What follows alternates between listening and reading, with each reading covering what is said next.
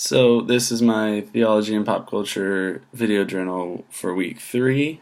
What I was watching for week 3 was the Breaking Bad Netflix movie, which is called El Camino. It's the sequel, the follow-up to the show Breaking Bad, which I watched in college and probably should have rewatched before watching El Camino. But El Camino is the story of what happens to one of the main characters from the show Breaking Bad, who we see escape at the very end of the show. He breaks out of the compound where he's being held, and El Camino is the story of what happens to him literally right after. The movie picks up like right when he escapes from the compound, which is exactly where the show ended.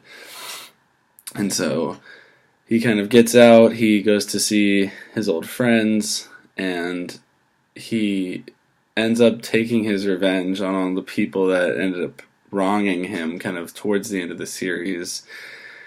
And in the end, this is huge Breaking Bad spoilers here, but in the end, what I kind of liked about the show's ending is that you didn't really know what happened to Jesse. I felt like ambiguous about if I wanted to watch El Camino, because sometimes it's nice to just imagine how something ends and not have to see something definite. But the El Camino, the movie, ends with Jesse getting enough money to kind of start over. He ends up doing what Walt did before the end of the show, which is kind of getting relocated, getting a whole new identity and moving to a different state. He ends up in Alaska. And the movie just kind of fades to black as he's driving down this beautiful mountain road in Alaska.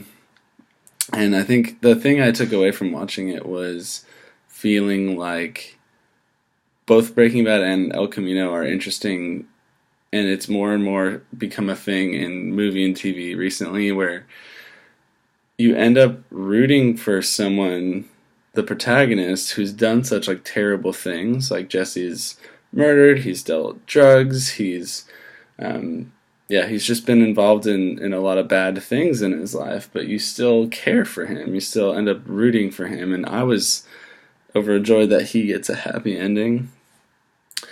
And I think that's because as humans, we're just fascinated with this idea, this arc of redemption, and there's some sort of beauty in that, and like some gospel in that, and that's what I saw in El Camino for this week.